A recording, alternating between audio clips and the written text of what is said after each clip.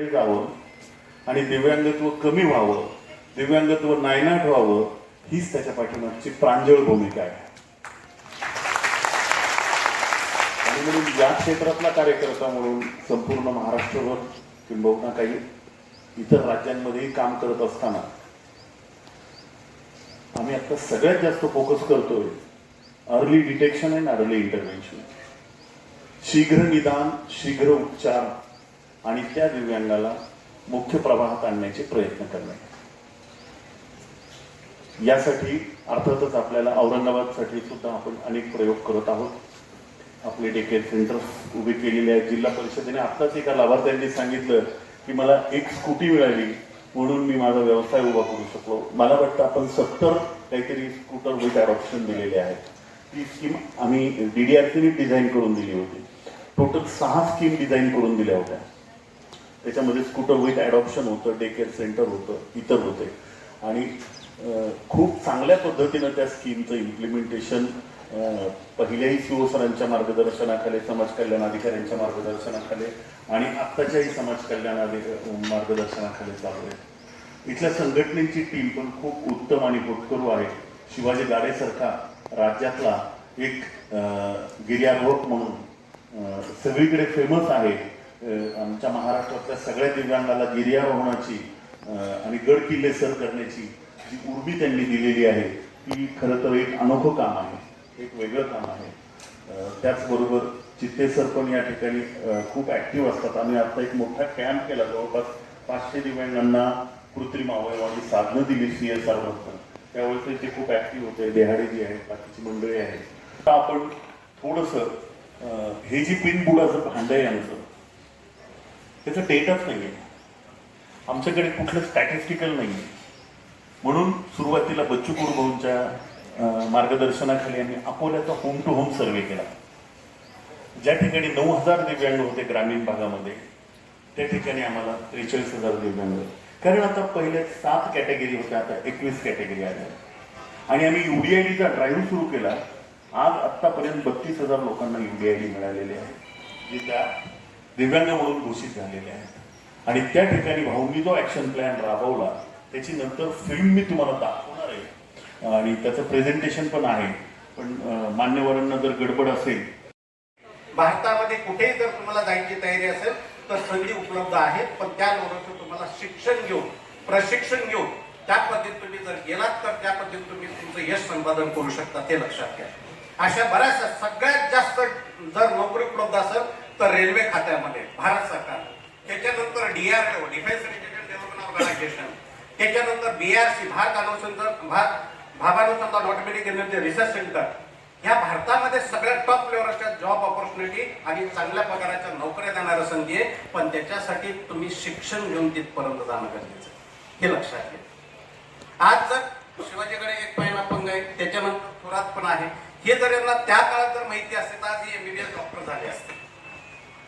म्हणजे जर अल्पदृष्टी असेल किंवा त्यांना त्या मॅथ मध्ये असेल तर तो इंजिनिअरिंग पद्धतीने त्या पद्धतीने जोडू शकतो. टीस सारखी संस्था आहे, Tata institute of social science, या फील्डमध्ये काम करणारी आहे. त्याच्याबद्दल याच्यामध्ये दिव्यांगाच्या संदर्भात सर्वे करण्याच्या संदर्भात जागतिक संघटनेनं त्यांना सर्वे करण्यासाठी सांगितलं की ह्या संदर्भात तो तुम्ही सर्वे करा की दिव्यांग बांधव का मागे राहिलेला, सक्षम का होऊ शकला नाही.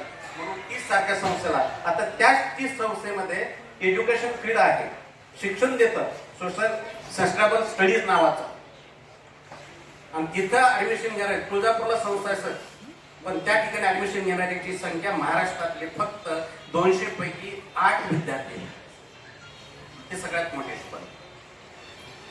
म्हणून थोडस विचार करा. सक्षम व्हायचं असेल तर शिक्षण फार महत्वाचं आहे. स्ट्रॉंग पद्धतीनं काही अडचण असेल तुम्ही, माझं फेसबुक आहे संतोष कारले नावाला, त्याच्यावर माझा कॉन्टॅक्ट नंबर आहे, तुम्ही त्याच्यातून मला कॉन्टॅक्ट करा. कोणी जर शिक्षणाच्या बाबतीत काही अडचण असेल तर मला अर्ध्या रात्री फोन करा, त्या दिव्यांगाचं मी कल्याण करेन, हे लक्षात घ्या. माझा बोलण्याची संधी दिली संयोजकाचे, डिपार्टमेंटचे मी धन्यवाद देतो. डिसॅबिलिटी नावाचा एक प्रकार आहे आणि त्यामध्ये 21 प्रकारचे लोक येतात आणि त्यांचं संवर्धन करण्याची जबाबदारी ही गव्हर्नमेंटची आहे, समाजाची आहे. हे वारंवार सांगावं लागतं. त्यासाठी असे दिवस साजरा करण्याची गरज आपल्याला आहे. आत्ताच आपण ज्यांचं पूजन केलं अशा हेलन केलर, गौतम बुद्ध, संत कबीर, संत रविदास, छत्रपती शिवाजी महाराज, माता रमाई, माझं जिजाऊ अहिल्याबाई होळकर, ज्यांनी आपल्याला लिहायला वाचायला शिकवले असे सावित्रीबाई फुले, महात्मा फुले, ज्यांनी आपल्याला आरक्षण दिलं असे राजर्षी शाहू महाराज, साहित्यरत्न अण्णाभाऊ साठे, बसवेश्वर महाराज, डॉक्टर बाबासाहेब आंबेडकर, तसेच ज्या ज्या महामानवांनी आपल्यासाठी कार्य केलेलं आहे अशा सर्व महामानवांच्या विचारांना आणि कार्यांना प्रथमतः मी अभिवादन करते. आजच्या कार्यक्रमासाठी मंचावर उपस्थित असलेले सर्व अधिकारी वर्ग, तसेच इथे जमलेले माझे बंधू आणि भगिनींनो, या कार्यक्रमामध्ये आपलं सर्वांचं स्वागत करते. खऱ्या अर्थाने मी इथे बसलेले असताना मी जेव्हा जिल्हा परिषद वाशिम, त्याच्यानंतर औरंगाबाद या 2 ठिकाणी होते, त्यानंतर मी विरारला होते. खास माझं प्रमोशन झाल्यानंतर मी तिथे साईड पोस्टिंग घेतली होती. तिथे जिल्हा अपंग पुनर्वसन केंद्र जे गव्हर्नमेंटचं होतं आणि ॲज गुड ॲज ते बंद अवस्थेत होतं, फक्त कर्मचारी तिथले पगार घ्यायचे. जेव्हा मी तिथे गेले तर तिथे गाईच्या गोठ्यापेक्षा पण जास्त वाईट अवस्था, त्या मोठी इमारत आहे, मोठी जागा आहे 2-3 एकर, पण फार वाईट अवस्था होती. गेल्यानंतर मी प्रथमतः तिथले जे लोक आहेत तिथे काही मैत्रिणी जमा केल्या मी, आणि तिथे वसई विरार महानगरपालिका आहे तर त्यांच्याकडे अत्यंत सुंदर असं काम महिलांसाठी आणि दिव्यांगांसाठी तिथे चालतं आणि ते माझ्या डोळ्यांनी पाहिलंय. त्यांच्या मदतीने तिथे लोखंडे सर म्हणून आयुक्त होते, अशा सर्वांच्या मदतीने लोकसहभागातून आणि काही गव्हर्नमेंटचा जो थोडासा पैसा आमच्या तिथे येत होता त्याच्यातून त्या केंद्राला पुनर्जीवित करण्याचं काम केलं. 4 ठिकाणी दिव्यांग दिन किंवा विविध महापुरुषांच्या जयंत्या घेण्याच्या प्रथमतः मी सुरू केलेलं होतं. त्याचबरोबर तिथे बचत गट आम्ही तयार केले. आता बचत गटाचा उल्लेख झाला आणि त्याचबरोबर मी तिथे बचत गटाच्या माध्यमातून जसं छोटं फिनल तयार करणे, अगरबत्ती तयार करणे किंवा छोटे व्यवसाय जे सहजासहजी दिव्यांग बंधू आणि भगिनी घरात बसून करू शकतात, अशा पद्धतीचा आम्ही तिथे उपक्रम राबवलेला होता. जवळपास मी 2.5 वर्ष तिथे मी कार्यरत होते. त्याचबरोबर आम्ही असा एक उपक्रम हाती घेतला होता की पूर्ण महाराष्ट्रातले जे काही महानगरपालिका आयुक्त आहेत, नगरपालिका CO आहेत आणि त्याचबरोबर जिल्हा परिषदेचे मुख्य कार्यकारी अधिकारी आहेत, त्यांच्याकडे 5% जो निधी आहे तो खर्च करण्यास संदर्भामध्ये आम्ही पाठपुरावा केला आणि अनेक ठिकाणावरून आम्ही तो पैसा खर्च करून घेतला. या उपक्रम जाऊन तिथे वर्कशॉप आहे, तुम्ही बघितलं असेल की नाही तर वर्कशॉप एक आहे तिथे शूज, सायकल किंवा इतर साहित्य आम्ही बनवू शकतो, असेंबल करू शकतो आणि तिथे तसे कर्मचारी पण होते.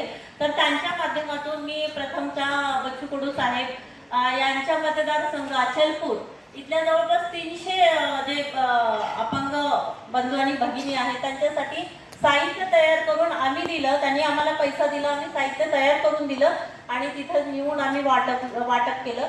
त्या तत्पूर्वी आम्ही अनेक नगरपालिकेमध्ये जाऊन त्यांचे मोजमाप घेण्याचं काम केलं. तसंच वसई नगरपालिकेमध्ये जवळपास त्यांनी 2 ते 3 हजार जे आमचे बंधू आणि भगिनी होते दिव्यांग, त्यांच्यासाठी साहित्य तयार करण्याचं, तसेच पॉझिटिव्ह थिंकिंग, आता यांनी सांगितलं पॉझिटिव्ह थिंकिंग काय असतं, स्वतःला सक्षम कसं करायचं असतं, याविषयीचे सुद्धा वर्कशॉप मी तिथे राबवलेले होते. जेणेकरून दिव्यांग जे लाभार्थी आहेत त्यांच्या मनामध्ये अशी कुठली भावना येता कामा नये आम्ही की जनरल जे लोक आहेत आमच्यासारखे त्यांच्यापेक्षा आम्ही कुठेतरी कमी आहोत, अशी भावना त्यांच्या मनामध्ये न येता ते मानसिकदृष्ट्या आणि वैचारिकदृष्ट्या जास्त सक्षम झाले पाहिजे यावरती भर देऊन तसे उपक्रम सुद्धा मी तिथे राबवले होते. आता औरंगाबाद जिल्हा परिषदेचा विषय इथे मला आठवत होता की मी असताना आम्ही वीज भांडवलचा विषय गाडेदादांनी काढला, त्याच्यामध्ये 2,83,00,000 रुपये पूर्ण महाराष्ट्रामध्ये फक्त औरंगाबाद जिल्हा परिषदेने तेवढा निधी खर्च केला होता आणि त्यावरती माननीय आयुक्त तत्कालीन जे कोणी होते त्यांना, मला वाटतं पोयम साहेब काहीतरी होते, तर त्यांना तिथे दिल्ली सरकारने त्यांना ऑनर केलेला होता. त्याचबरोबर माझ्या काळात झेरॉक्स मशीनची आम्ही योजना घेते, आपल्या काही लोकांनी त्याच्यातला लाभ पण घेतला असेल किंवा दिव्यांग लाभार्थ्यांसाठी जो पण निधी आहे तो खर्च करण्यावरती आम्ही भर दिलेला होता 2 वर्षामध्ये. असे अनेक उपक्रम राबवले. त्याचबरोबर दिव्यांग लाभार्थी जे आमच्या शाळेतील विद्यार्थी आहेत त्यांच्यासाठीच्या क्रीडा स्पर्धा मी 2 वर्ष घेतल्या आणि त्यांच्यासाठीचं गॅदरिंग आम्ही मोठं गॅदरिंग आपलं मोठं हॉल आहे ना यशवंतराव, जागरूकता झाली पाहिजे असं मला वाटतं. कारण प्रेग्नंट महिलेला जेव्हा तुम्ही सकस आहार देता, तिची मानसिकता चांगली ठेवता, तिचा विचार चांगला ठेवता, त्यावेळेस ती स्वतः जेव्हा आनंदी असते तेव्हा तिच्या बाळाला मध्ये पोटामध्ये तिला चांगलं तिचं आरोग्य त्याला निर्माण होऊ शकतं. त्यासाठी कुटुंबाची सुद्धा जबाबदारी आहे. आणि त्याचबरोबर दरवेळेस चेकअप करणे, सोनोग्राफी करणे हे सुद्धा काम आहे. आपल्या गव्हर्नमेंट हॉस्पिटलमध्ये ज्यांच्याकडे आर्थिक सोर्स नसतो त्यांनी तिथे जाऊन चेकअप करावं. किमान 4 महिन्यानंतर 3-4 वेळेस तर सोनोग्राफी तुम्ही केलात तर त्याच्या मेमोग्राफी आहे, त्याच्यामध्ये आपल्याला दिसतं की आपलं बाळ कसं आहे, त्याचे नख दिसतात, त्याचं हृदय दिसतं, प्रत्येक गोष्ट त्याची दिसते त्यामध्ये. आणि वेळीच आपल्याला तिथे जर पोटामध्येच काही असे दोष दिसले तर आपल्याला तिथं उपचार घेण्याची गरज आपल्याला निर्माण होते. आता आजचा जो कार्यक्रम दिलेला आहे या कार्यक्रमामध्ये अनेक लाभार्थ्यांना आपण चेक वाटप करणार आहोत आणि त्यांना सक्षम करण्याचा आपण प्रयत्न करणार आहोत. निश्चितच मी गायकवाड गाडेदादांना मी विनंती करते की त्यांनी माझ्याकडे उद्या तुम्ही मला भेटायला या, तुमचं राईटअप द्या, तुमच्या काय मागण्या असतील ते आमच्याकडे हे करा, त्यावरती निश्चितच आम्ही काम करू. आणि या निमित्ताने मला बोलवलात, माझा सन्मान केला, त्याबद्दल सर्वांचे सप्रेम जय भीम आणि धन्यवाद व्यक्त करतो. सांगायचंय पदाधिकाऱ्यांना की ज्या ज्या नगरपालिकांकडे, ग्रामपंचायतीकडे, महानगरपालिकाकडे किंवा जिल्हा परिषदांकडे, असा पंचायत समितीकडे असा पैसा पडून आहे, त्याचं त्या जिल्ह्यातल्या जिल्हा समाज कल्याण अधिकाऱ्यांनी ब्रेकअप घ्यायचा आणि त्यावरती तुमच्याकडून जर शक्य नाही झालं तर आम्हाला कळवा, आम्ही मीटिंग घेतो त्यांची, आम्ही विशेष फॉलोअप घेतो आणि तसा पत्रव्यवहार पण आम्ही त्यांच्याशी करतो. पण आम्हाला तसं राईटअप 4 जिल्ह्यांकडून मी मागवून घेते ते दिव्यांगांसाठी किती निधी खर्च केलाय. आता इथे दिव्यांगांसाठी आमच्या काही औरंगाबादच्या सहाय्यक आयुक्तांनी फार मोठी रक्कम महानगरपालिकेला दिलेली आहे असं दिसतंय त्यांच्या ह्याच्यामध्ये. पण ते कोणत्या लाभार्थ्यांना त्यांनी दिली, ते लाभार्थी कोण आहे, त्याची यादी वगैरे काहीच नाही. या संदर्भात पण तुम्ही निधी कुठे खर्च होत आहे, कोणते लाभार्थी आहे, त्यांची यादी काय, त्यांचा पत्ता काय, त्यांचा मोबाईल नंबर काय, हे आपण पाहावं. कारण असं लक्षात येत आहे की दिव्यांगांच्या नावाखाली इतरत्र निधी खर्च करून बोगस यादी तयार करणे किंवा काही प्रमाणात होत आहे, त्याला नाकारण्याचं काही कारण नाहीये. आणि तुम्ही पण आम्हाला सांगता वारंवार येऊन की इथं बोगस झालंय, तिथं बोगस झालंय, तर हे पाहण्याची जबाबदारी सुद्धा तुमची आहे. तुम्हाला कुठे असं वाटलं तर तुम्ही आमच्याकडे तक्रार करा, जिल्हा समाज कल्याण अधिकाऱ्यांकडे तक्रार करा, आम्ही निश्चितच त्याची चौकशी करू आणि असं जर कोणी करत असेल तर त्यांच्यावरती निश्चितच आम्ही कारवाई करू याची मी ग्वाही देते. त्याचबरोबर आता म्हणजे मला येऊन आता काल परवाच 1 वर्ष झालं, त्यामध्ये आम्ही जवळपास 884 कोटी रुपयाचा निधी SCP आणि आमच्या सर्व योजनांसंदर्भात 4 जिल्ह्यांमध्ये तो खर्च केलेला आहे. आणि दिव्यांगांसाठीचा जो निधी आहे तो खर्च करण्याचा पण यावर्षी मी प्रयत्न करणार आहे. आणि त्याचबरोबर SCPच्या अंतर्गत दिव्यांगांसाठी काय योजना घेता येतील याची पण जरा चर्चा आमच्याशी केली तर आम्ही त्याप्रमाणे आमचे सहाय्यक आयुक्त आहेत आणि माननीय जिल्हाधिकारी आहेत त्यांच्याकडे आम्ही त्याचा मी स्वतः फॉलोअप करते आणि त्या योजना त्या नावीने पूर्णचा जो निधी आहे, जसं आमच्याकडे 3 कोटी, कोणाकडे 2 कोटी, कोणाकडे 1 कोटी असा असतो, तर तो निधी तुमच्यासाठी, त्याच्यातला काही निधी तुमच्यासाठी जर खर्च करता आलं तर निश्चितच तो आम्ही प्रयत्न यावर्षी करू. फक्त आमच्याकडे तुम्ही उद्याच जर आलात दुपारनंतर मीटिंगला 4 नंतर तुम्ही माझ्याकडे या उद्या, मग आपण सविस्तर याविषयी चर्चा करू आणि मला जेवढं सहकार्य करणं शक्य आहे त्या सगळ्या गोष्टी मी तुमच्यासाठी करते अशी मी आपल्याला ग्वाही देते. दिव्यांग बांधवांसाठी अहोरात्र झटणारे सर्व कार्यकर्ते यांचा सन्मान, राजीव देहाडे यांचा सन्मान होईल. सन्मान चिन्ह विभागाकडून या ठिकाणी होत आहे.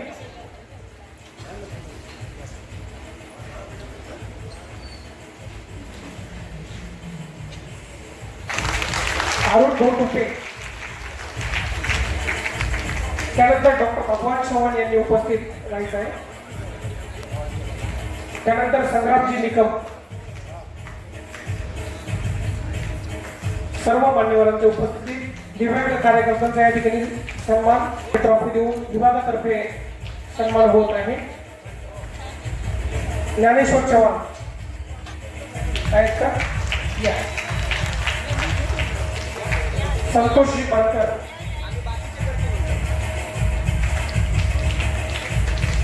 समाज कल्याण विभाग कायम दिव्यांगांच्या पाठीशी आहे. या यादीतून या ठिकाणी ज्ञानेश्वर चव्हाण.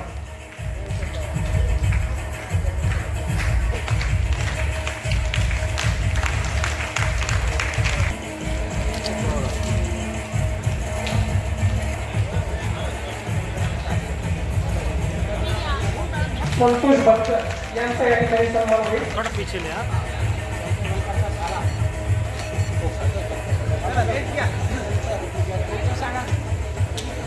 ज्ञानेश्वर चव्हाण यांनी काय करायचं आहे?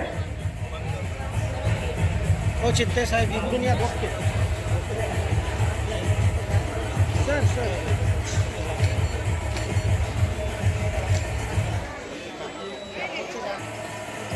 शिक्षकी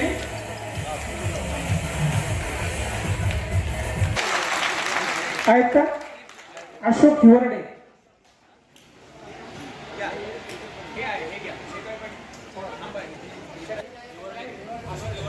अशोक हिवरडे ओके.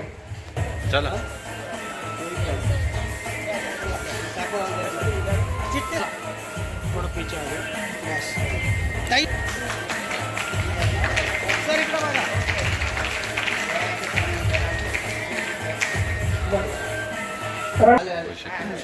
दो मिनट बाद में लेना हो जाने. यानंतर रघुनाथ मिरके थोड़ा पीछे ले आहेत का? नाही का? ओके. नवनाथ सातपुते. नवनाथ सात समाज कल्याण विभागाकडून सन्मान होत आहे. दत्ता भोसले ठिकाणी एक चांगला हेतू. सर पीछे सर मैडम थोड़ा सर थोड़ा सवेदन है एक तो यस यस यस बस बस बस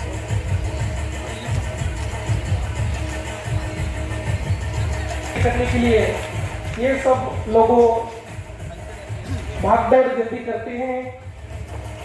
त्यानंतर संदीपांजी थोरात सन्मान स्वीकारायचा आहे.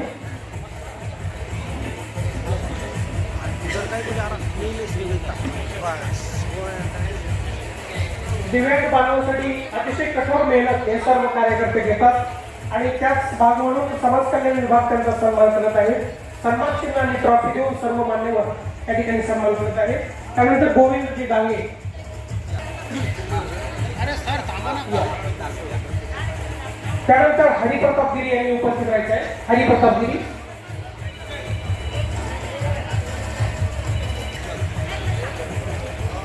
इधर देखो भैया.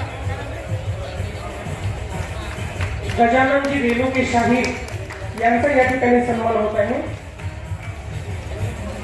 असं या ठिकाणी सगळ्या दिव्यांग मानवांना सामूहिक शाहीर या ठिकाणी यांचाही सन्मान. हातला शाहीर त्याला हातला. जयश्री सोनकोडे मॅडम, रामावत सर असतील, भोकरे सर असतील, तुपे सर असतील, मोहित देशमुख. चलो उधर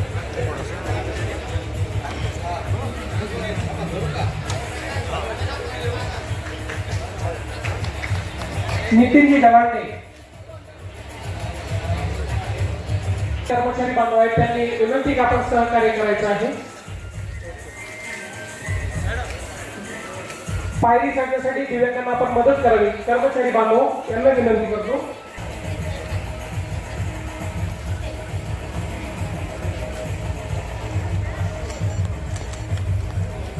अंगावर शहारे येतात ज्यावेळेस कर्तव्यदक्ष अधिकारी यांचा सन्मान करतात.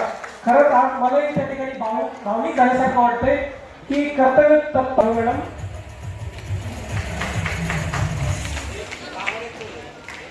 दिनकरजी दाभाडे.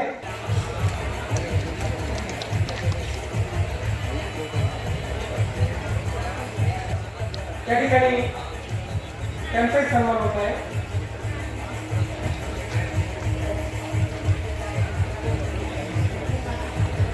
मॅडम इकडे बघा.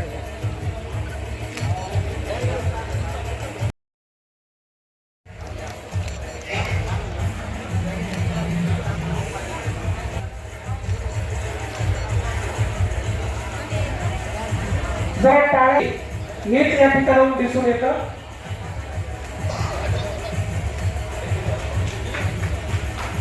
क्रीडा ट्रॉफी रंजना शेवळे तलवारबाजी टाळ्या वाजवा.